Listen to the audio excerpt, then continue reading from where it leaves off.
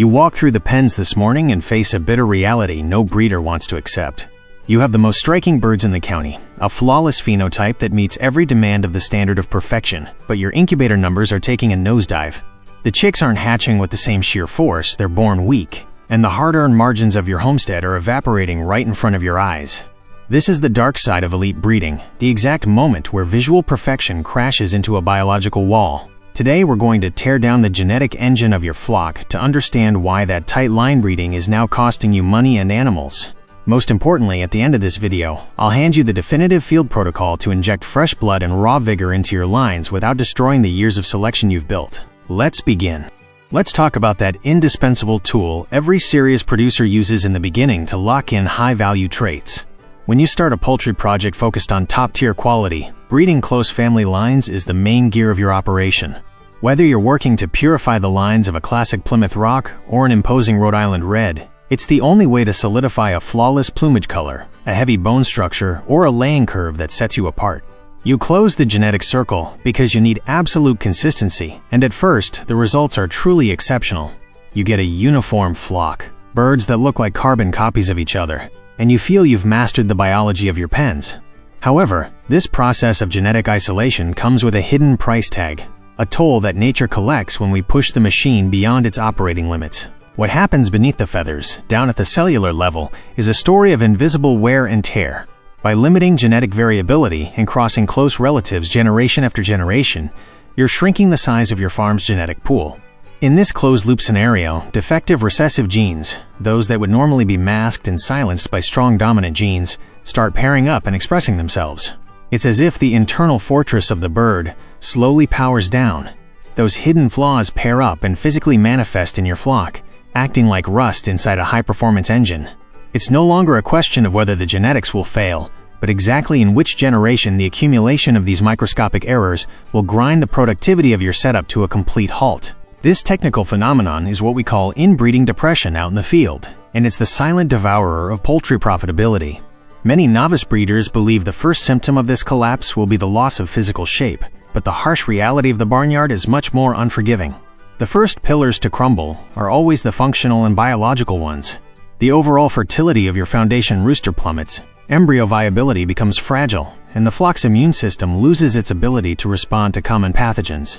Suddenly, your setup goes from being a model of efficiency to an intensive care unit, where the cost of keeping the animals alive far outweighs any projected gain. The natural resistance simply vanishes, leaving your flock exposed. Reaching this critical tipping point, the true job of the farmer isn't to complain, but to know how to read the dashboard instruments before the engine entirely blows apart. There are 4 undeniable field metrics, 4 clear alarms telling you that your flock has hit its genetic ceiling, and that fresh blood is no longer an option, but a vital urgency. You don't need expensive equipment to identify this moment. The evidence will be right in your hands, on the incubator trays, in the feeders, and in the daily behavior of your birds.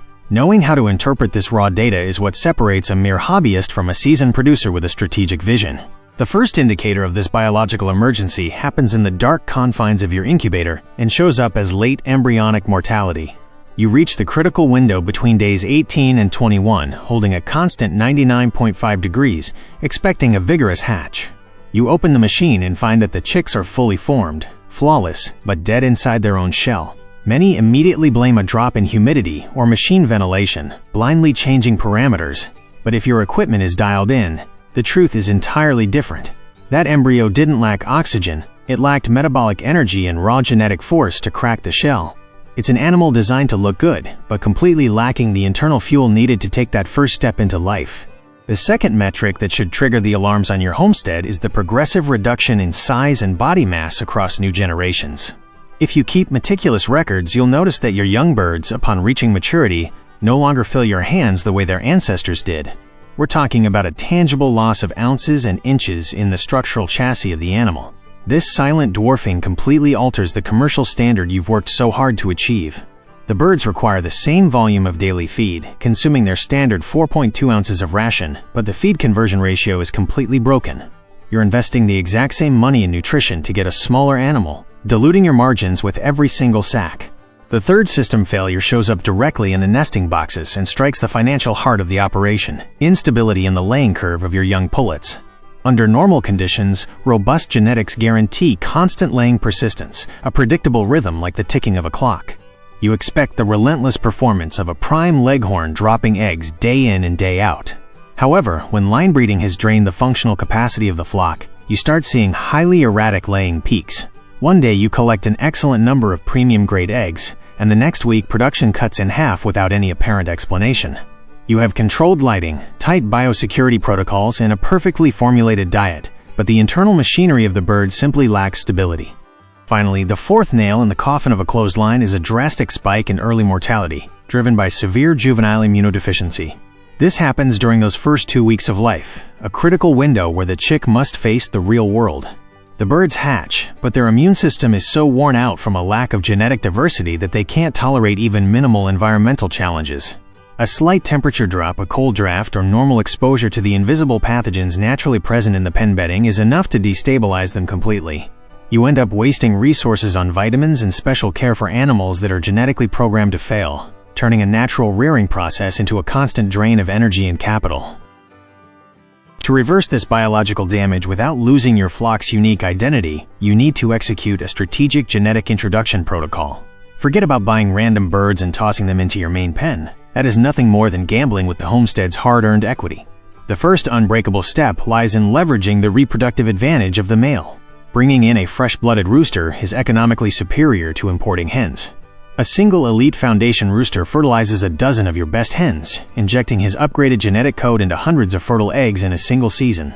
On the flip side, a foreign hen will always be strictly limited to the handful of chicks she can personally incubate over the spring, making the purification process terribly inefficient.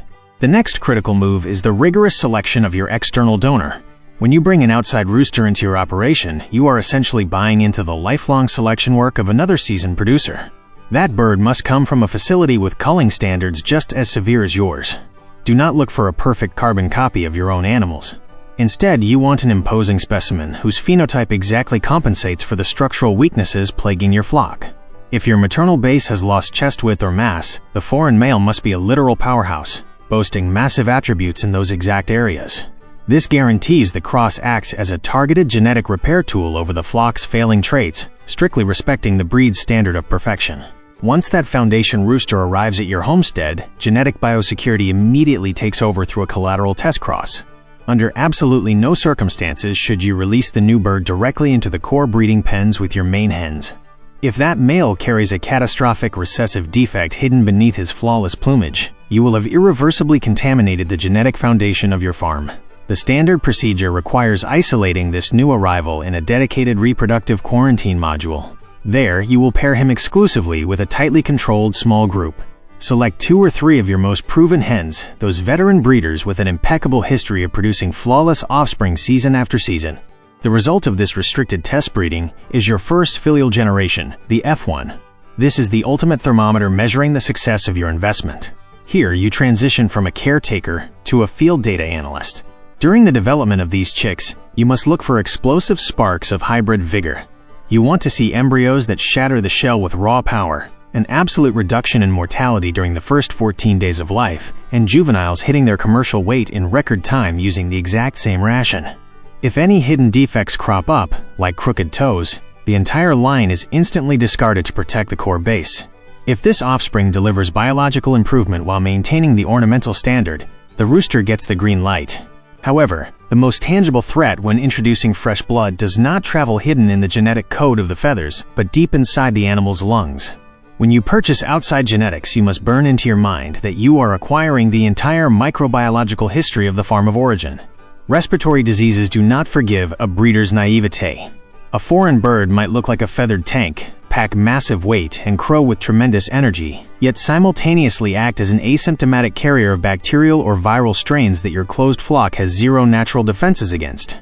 It is a silent watchman of pathogens. To mitigate this severe risk with absolute certainty, it is mandatory to establish an airtight quarantine protocol lasting a full 40 days. This does not mean placing the new male in the adjacent cage separated by a wire fence. That provides nothing more than an illusion of safety.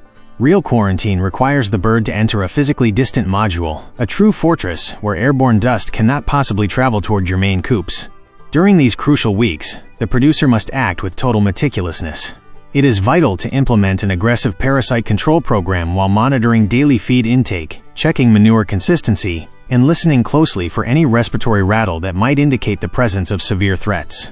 Throughout this isolation phase, monitoring focused on vertical transmission diseases, those that pass directly into the egg, is your absolute main shield. Pathogens like Mycoplasma gallisepticum or Marek's disease can silently destroy the future of the homestead if they manage to infiltrate the maternal base.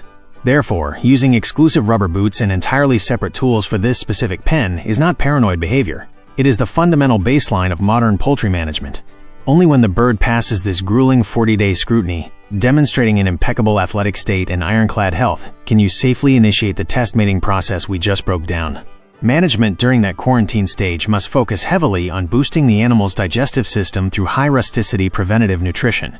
To prevent the foundation rooster from developing metabolic stress due to the sudden shift in microclimate, supply a ration rich in crude protein, pushing close to 21%, combined with fresh-cut forage to actively stimulate the gizzard.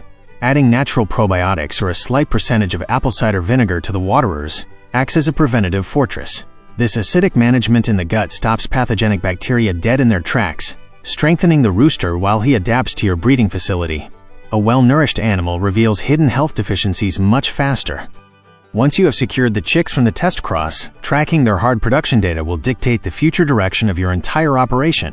Do not settle for watching them run around the pasture. Weigh every single individual at exact 15-day intervals. In a truly invigorated genetic line, you will notice that the resulting females reach structural maturity and drop their first egg weeks earlier than previous generations. The conversion of feed into live weight becomes drastically more efficient. If they hit that optimal laying curve while smoothly tolerating temperature swings between 68 and 86 degrees, then you're looking at the generation that will secure your economic stability. Now, we reached the critical turning point I promised you at the very beginning of this breakdown. The definitive solution separating the homesteaders who barely survive from the seasoned producers who dominate the field. You have a generation resulting from that test cross that is robust, highly productive, and vigorous, but exactly half of its genetic code has been altered. If you allow this new blood to permanently dilute the defining characteristics of your breed, you throw decades of careful refinement straight into the garbage. The master move in advanced poultry keeping does not end with the first-generation cross. It culminates in the relentless execution of selective backcrossing. This is the final, non-negotiable protocol restoring your pure standard while retaining the unstoppable force of hybrid vigor. To execute this definitive maneuver, you are going to exclusively select the absolute best pullets resulting from that F1 test cross. Completely ignore the males from that generation. Your total focus must be locked onto the young females that displayed the most accelerated growth, the highest resilience, and the most impeccable health in the flock. These pullets, carrying the fresh blood and a renewed cellular engine, will then be backcrossed to your absolute best original rooster, the grand foundation sire of your pure line. By doing this, the subsequent hatch will carry 75% of your original genetics, fully recovering the specific plumage, the precise structural shape, and the exact color that distinguish your farm's brand. This systematic method of genetic injection and calculated retreat is the true operational core. It's what keeps the world's greatest heritage breeding facilities, working with classic breeds like Australorps, Sussex, and Isa Browns, profitable for decades without a single drop in quality. With this approach, you successfully flush out defective recessive traits, reset the inbreeding clock inside your pens, and go back to having gorgeous birds performing like unstoppable feathered tractors during the laying and rearing phases. You will no longer have to sacrifice field performance for appearance, nor longevity for the visual perfection of a poultry show. You build a rock-solid flock, fully capable of maximizing every single ounce of ration and strongly resisting heavy challenges. Managing advanced genetics in the breeding pen is never about throwing random birds together and hoping for luck. It is about making cold, calculated production decisions that fiercely protect the financial and biological future of your setup. By applying this exact level of technical rigor to every new mating cycle, you will transform a stagnant homestead into a highly efficient poultry powerhouse. Long-term success demands relentless discipline, sharp daily observation, and the strategic courage to incorporate outside bloodlines under ironclad sanitary controls. This guarantees that your animals not only stand out at the exhibitions but consistently shatter production records on the daily egg collection sheets. Let me know down in the comments which of these genetic strategies makes the most sense for your setup. If you got some value out of this breakdown, hit that subscribe button and give the video a thumbs up so we can keep bringing you practical poultry advice. To your success, fellow breeder. Until next time.